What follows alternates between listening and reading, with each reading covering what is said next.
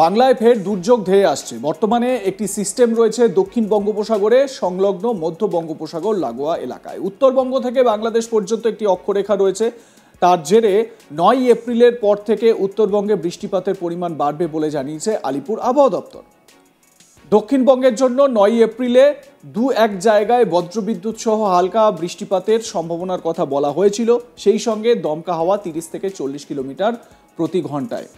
বেশি করে পশ্চিমের জেলাগুলিতে ১০ তারিখের পর থেকে আগামী ৩ দিন দক্ষিণবঙ্গে বৃষ্টিপাতের পরিমাণ বাড়বে। ৩ থেকে ৪ দিন বলা হচ্ছে। পশ্চিমের জেলাগুলিতে একটু বেশি প্রভাব থাকবে।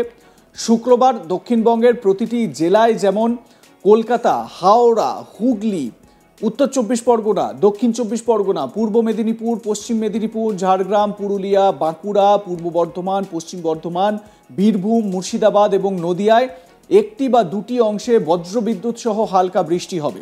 সব জেলায় হলুদ সতর্কতা জারি করা হয়েছে।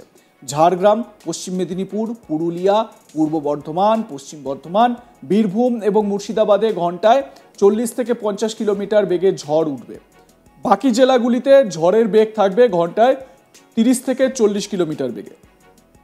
কলকাতা ও তার পার্শ্ববর্তী অঞ্চলে ৯ তারিখের সেই ধরনের সিগনিফিক্যান্ট কিছু নেই। তবে ১০ই এপ্রিল থেকে কলকাতা এবং তার পার্শ্ববর্তী অঞ্চলে বৃষ্টির সম্ভাবনাটা বাড়বে। আগামী ৪ থেকে ৫ দিন তাপমাত্রায় কোনো পরিবর্তন নেই। কলকাতা ও তার পার্শ্ববর্তী অঞ্চলে দিনের তাপমাত্রা থাকবে প্রায় ২৯ ডিগ্রি সেলসিয়াসের কাছাকাছি। সর্বনিম্ন তাপমাত্রা থাকবে ২৭ ডিগ্রির কাছাকাছি। বাতাসে আপেক্ষিক আর্দ্রতা থাকার জন্য অস্বস্তিকর গরম বজায় থাকবে, এমনটাই আলিপুর আবহাওয়া দপ্তরের পূর্বাভাস। দক্ষিণবঙ্গের আপডেট মোটামুটি আপনাদের দিলাম। এবার একটু উত্তরবঙ্গের দিকে তাকাই। উত্তরবঙ্গের ক্ষেত্রে ৮ তারিখে খুব হালকা বৃষ্টিপাতের সম্ভাবনা ছিল এবং সেই জায়গা থেকে ৯ এপ্রিল দেখা গেল ৪-৫ দিন ধরে বৃষ্টির সম্ভাবনার কথা জানিয়েছিল আলিপুর আবহাওয়া দপ্তর। বিশেষ করে জেলাগুলিতে সেই সঙ্গে থাকবে বজ্রবিদ্যুৎ সহ দমকা হাওয়া। বেশি প্রভাব থাকবে কোথায়? বেশি প্রভাব থাকবে উপরের জেলাগুলিতে, মানে পার্বত্য যে জেলাগুলো, দার্জিলিং, কালিম্পং, কার্শিয়াং, এই জায়গাগুলোতে। দার্জিলিং, কালিম্পংয়ে বিশেষ করে থাকবে। এছাড়াও জলপাইগুড়ি, আলিপুরদুয়ার, কোচবিহার, উত্তর দিনাজপুর, দক্ষিণ দিনাজপুর এবং মালদার জন্য হলুদ সতর্কতা জারি করেছে হাওয়া অফিস। এটা গেল উত্তরবঙ্গের আপডেট।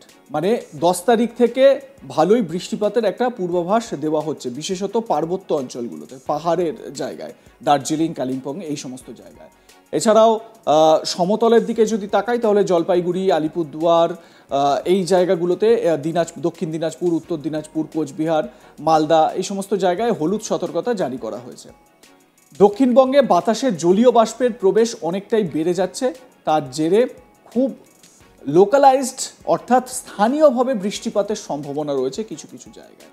যেরকম বলা হচ্ছে যে দক্ষিণবঙ্গে বাতাসে জলীয় বাষ্প, মানে ধরুন কলকাতায় আকাশ পরিষ্কার, শুষ্ক আবহাওয়া, বৃষ্টিপাতের কোনো রকম লক্ষণ নেই, কিন্তু কলকাতার একদম অদূরেই অথচ দক্ষিণ ২৪ পরগনার কোনো একটি অংশে যদি আমরা দেখি যে কলকাতায় কোনো বৃষ্টিপাত নেই, কিন্তু সোনারপুর বা রাজপুর এই অঞ্চলগুলোতে সেখানে বৃষ্টিপাত হচ্ছে।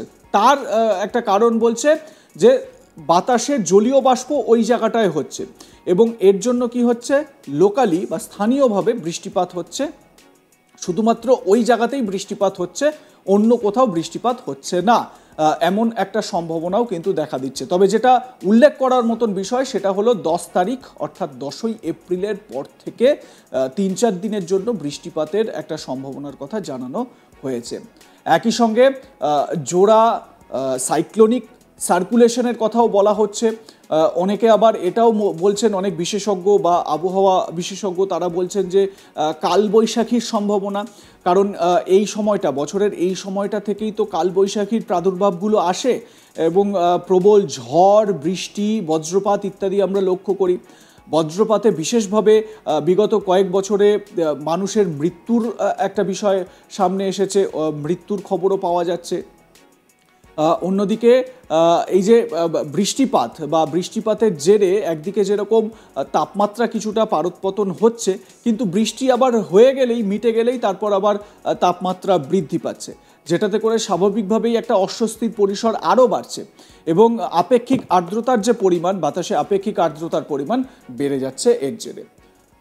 লাইক কমেন্ট শেয়ার করতে ভুলবেন না। আপনাদের মতামত জানাতে থাকুন, দেখতে থাকুন আজ তাক বাংলা। সাবস্ক্রাইব করুন আমাদের ইউটিউব চ্যানেলটি, বেল আইকন প্রেস করুন নোটিফিকেশন পেতে।